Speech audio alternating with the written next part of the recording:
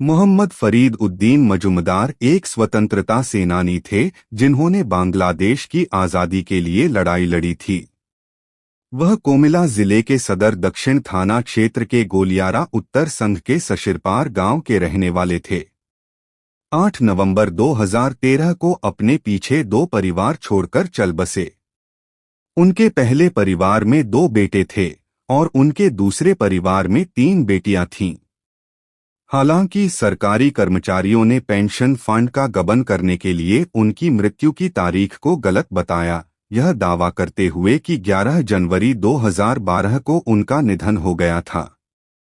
इस धोखाधड़ी के परिणामस्वरूप उनके पहले परिवार को विरासत प्रमाण पत्र से बाहर कर दिया गया, जिसका अर्थ था कि उन्हें पेंशन फंड के उनके हिस्से से वंचित कर दिया गया था।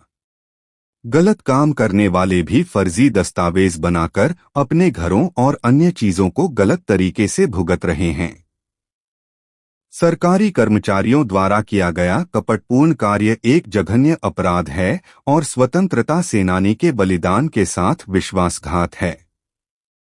स्वतंत्रता सेनानी के वंशजों को सही विरासत से वंचित करना एक घृणित कार्य है और स्वतंत्रता सेनानी के बलिदान का अपमान है।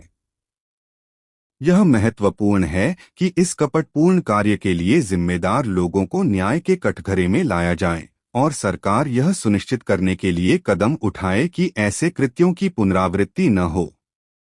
मृत स्वतंत्रता सेनानियों के परिवारों को उनकी जायज विरासत प्रदान की जानी चाहिए और स्वतंत्रता सेनानियों के वंशजों के लिए पेंशन फंड के किसी भी तरह के गबन को रोकने के लिए कदम उठाए जाने चाहिए। स्वतंत्रता के लिए संघर्ष केवल औपनिवेशिक शासन से मुक्ति पाने के बारे में नहीं है, बल्कि एक न्यायपूर्ण और निष्पक्ष समाज बनाने के लिए भी है। स्वतंत्रता सेनानियों के वंशजों को उनकी सही विरासत से वंचित करना स्वतंत्रता के संघर्ष के मूल्यों के खिलाफ है। यह सुनिश्चित करना सरकार का कर्तव्य है कि स्वतंत्रता सेनानियों के वंशजों के साथ इस तरह का अन्याय न हो और उनके बलिदानों का सम्मान हो। माननीय प्रधानमंत्री के हस्तक्षेप का अनुरोध।